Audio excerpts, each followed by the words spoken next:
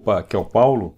Agora a gente vai tratar de um assunto que muito estudante de engenharia trava na hora de fazer, que é justamente traçar os diagramas de esforço normal, esforço cortante e diagrama de momento fletor de uma viga inclinada. Então nós colocamos uma viga bem simples, com uma carga concentrada, para que a gente possa entender. Qual é a dificuldade? É que no momento que eu tenho aqui cargas concentradas, tá? Que são as reações de apoio mais a carga ativa aqui, que é de 10 kN, o que acontece? Essas cargas, elas têm componentes que atuam aqui ao longo do tramo, tá? Perpendicularmente ao tramo, ou seja, ela tem componentes que vão produzir esforço normal e esforço cortante ao mesmo tempo. Então, vamos começar bem devagar, vamos começar com as reações de apoio. Eu tenho aqui a somatória das forças em Y igual a zero. Aqui eu tenho a reação, vou chamar aqui de VA, e aqui eu tenho a reação VB, portanto, VA mais VB, isso aqui é igual a 10. Observando que eu não tenho, a princípio, eu não tenho cargas ativas na horizontal.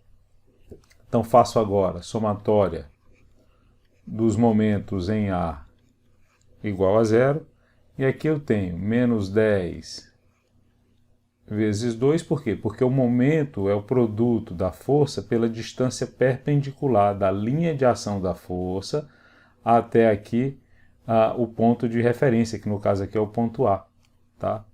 E aqui eu tenho no sentido anti-horário mais 4VB, isso aqui é igual a zero. Fazendo esse cálculo eu sei que VB é igual a 5 kN nesse sentido aqui.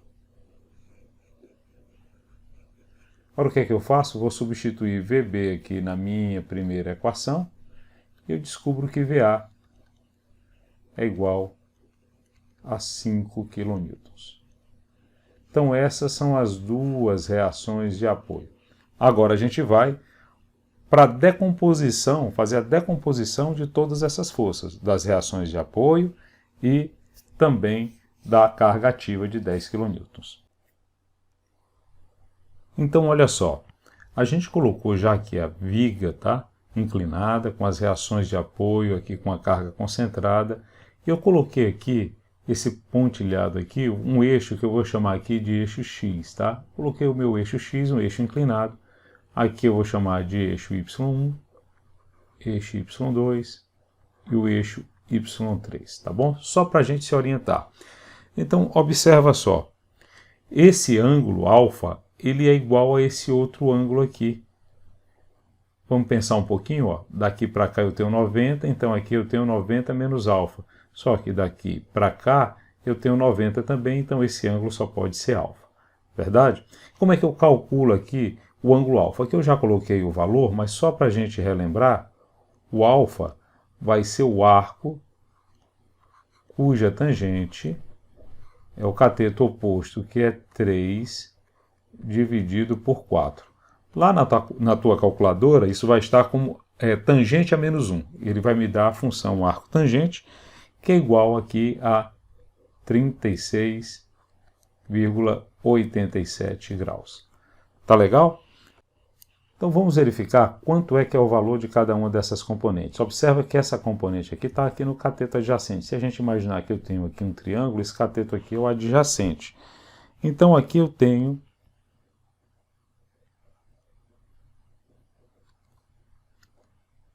aqui eu tenho 5 cosseno de 36,87.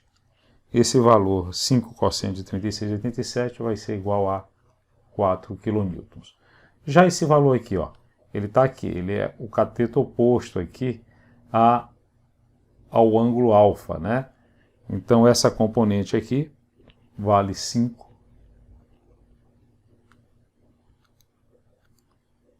vale aqui 5 vezes seno de 36,87, essa componente vai ser igual a 3 kN. Óbvio, se esse ângulo aqui é alfa, esse ângulo também aqui é alfa, né? Observa que eles estão eles estão alternos, esses ângulos aqui. Então esse aqui é alfa. Quanto equivale, se aqui é 10, quanto equivale essa componente? Essa componente aqui seria o cateto oposto, aqui, ó. É a projeção do cateto oposto. Então, aqui seria 10 vezes seno de 36,87. Isso aqui é igual a 6 kN, é o valor dessa componente. E essa outra aqui, a componente vertical aqui, perpendicular ao tramo da viga, quanto é que vale? Ela vale 10 vezes cosseno de 36,87. 10 vezes o cosseno de 36,87 é igual a 8 kN. Legal? E essa outra aqui? Essa também vale 5 kN, né? Eu terei exatamente os mesmos valores aqui. Tá? Aqui eu tenho, nessa componente, 5 vezes cosseno de 36,87.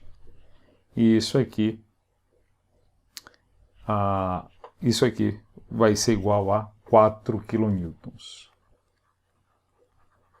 E essa componente vale 5 vezes seno de 36,87 e ela vale 3 kN. Legal?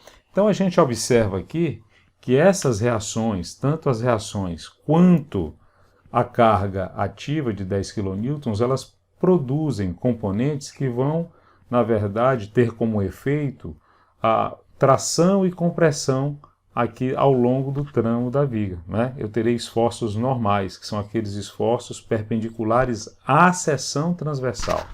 E terei esforços aqui perpendiculares ao próprio tramo, ao próprio eixo, que vai produzir cortante e também momento fletor.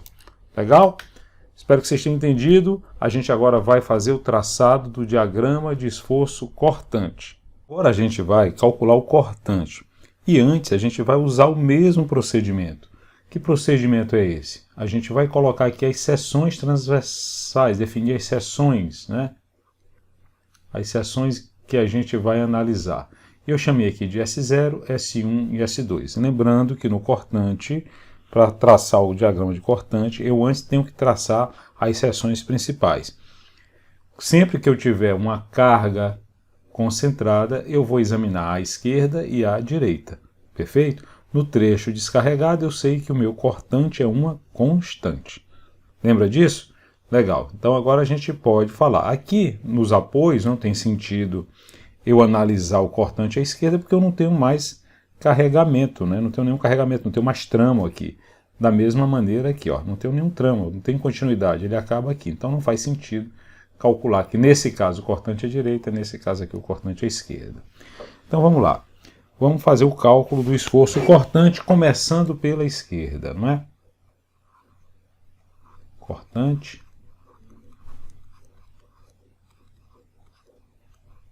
pela esquerda. Vamos lá, meu cortante na seção S0. Eu estou aqui na seção S0, eu sei que ele vale quanto? Quanto é que é essa componente aqui? A gente viu que isso aqui vale 4 kN,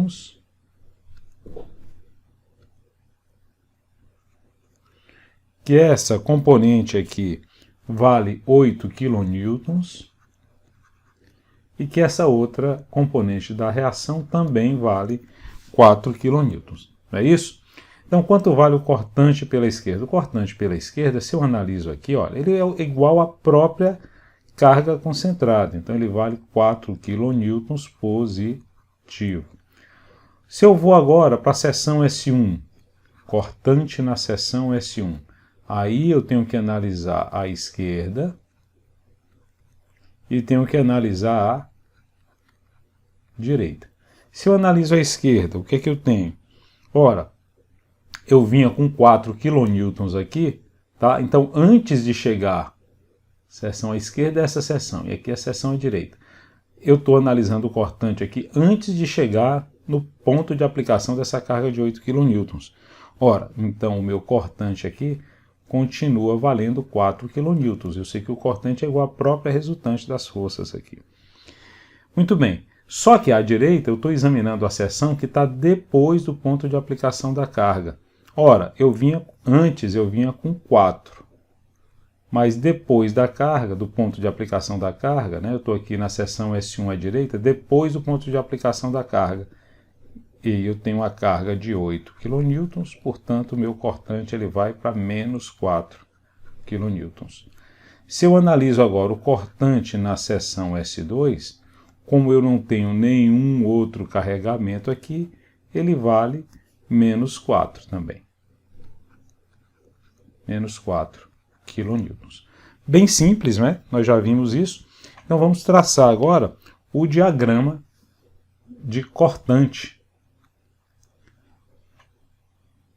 Então eu tenho aqui 4, né? Um esforço de 4.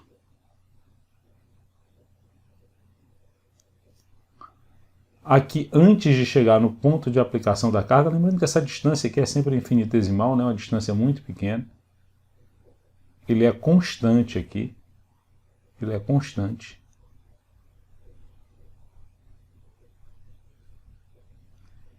E aqui à direita ele vira, né? Eu tenho uma descontinuidade no diagrama. Ele vem aqui para menos 4. Vem constante aqui, ó. Constante a menos 4.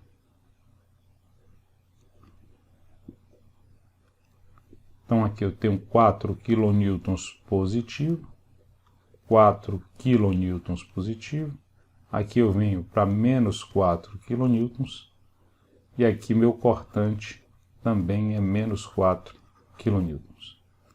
Aqui o cortante é positivo, nesse trecho, o cortante é negativo nesse trecho.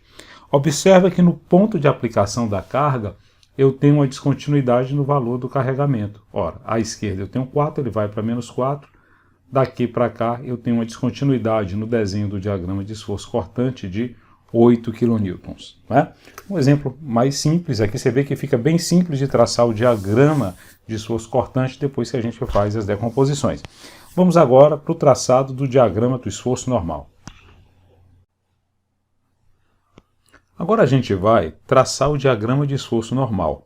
E o raciocínio para traçar o diagrama do esforço normal é exatamente o mesmo que a gente usou para traçar o diagrama do esforço cortante. Tá certo? O que é que eu tenho que lembrar? Que no esforço normal eu tenho ou tração ou compressão. Costuma-se arbitrar negativo para compressão, positivo para tração.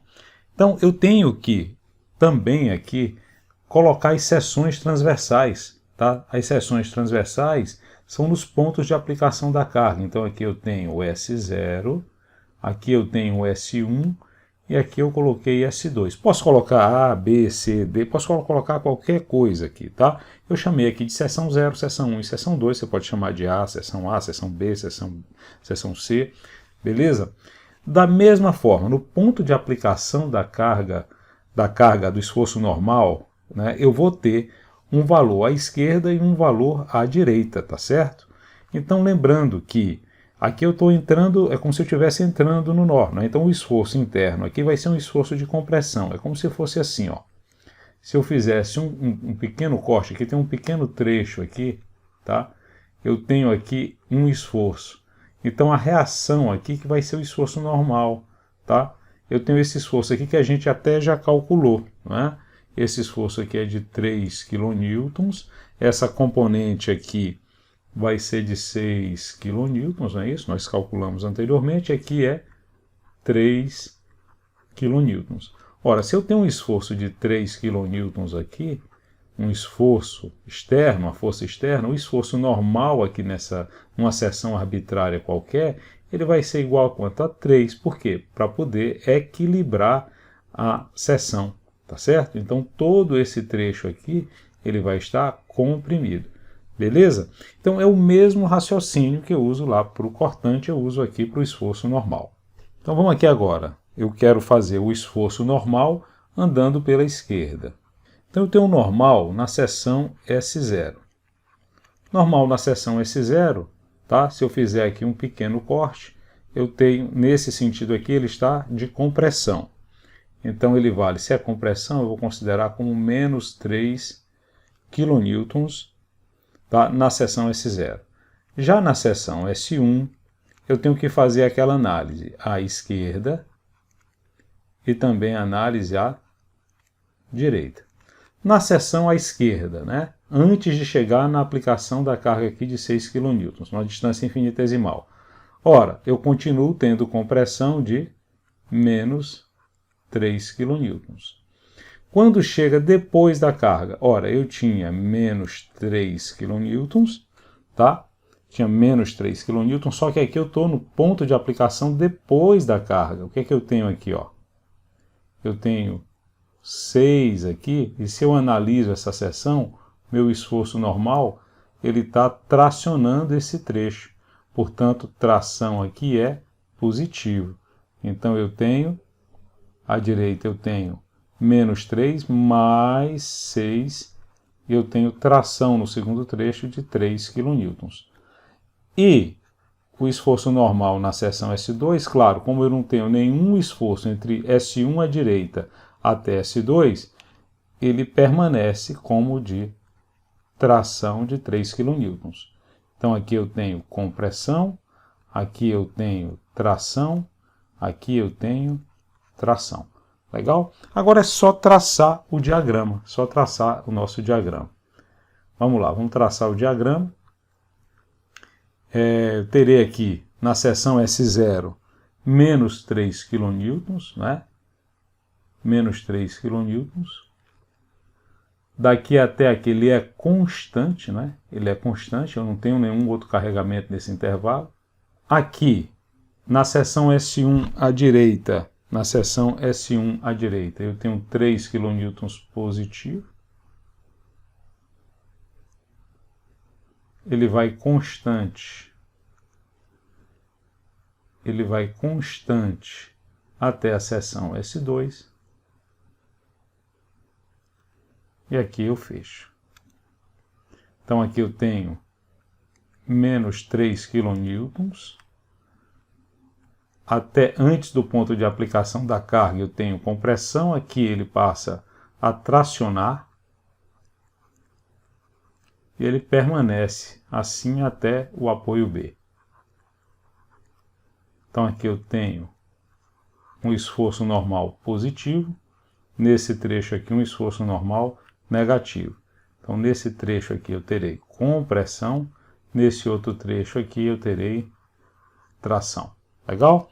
Esse aqui é o diagrama do esforço normal. Agora a gente vai passar para o diagrama de momento fletor. Agora a gente vai traçar o diagrama de momento fletor, e ele é bem mais simples, porque eu não preciso usar nem as componentes, porque eu vou para o conceito, né, para a definição de momento. O momento é força vezes a distância perpendicular, que vale também aqui para o momento fletor, né? Força vezes a distância perpendicular da linha de ação dessa força até o ponto considerado. Tá bom?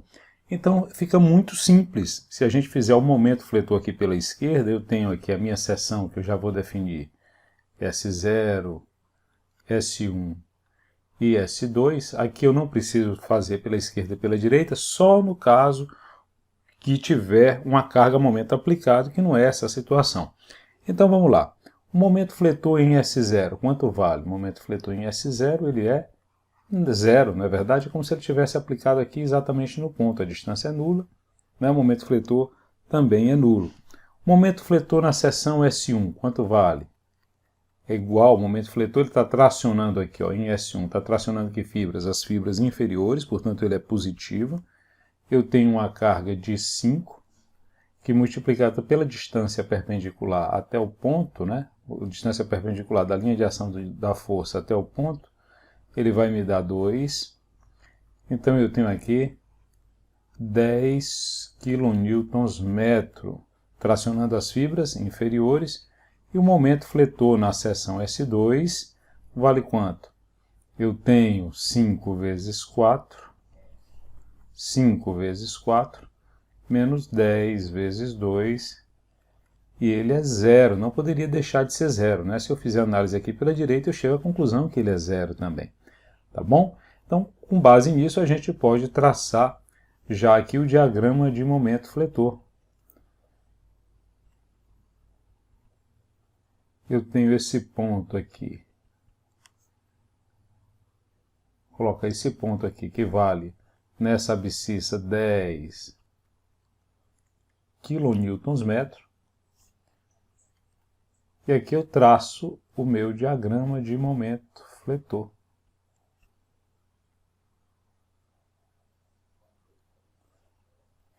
Todo positivo esse diagrama, né? Todo positivo. Tracionando as fibras inferiores. Tá? Com o momento máximo, claro, de 10 kNm. Você vê que é muito simples o diagrama de momento fletor nesse caso. Tá bom? Espero que você tenha gostado desse vídeo. A gente se vê na próxima aula. Grande abraço para você.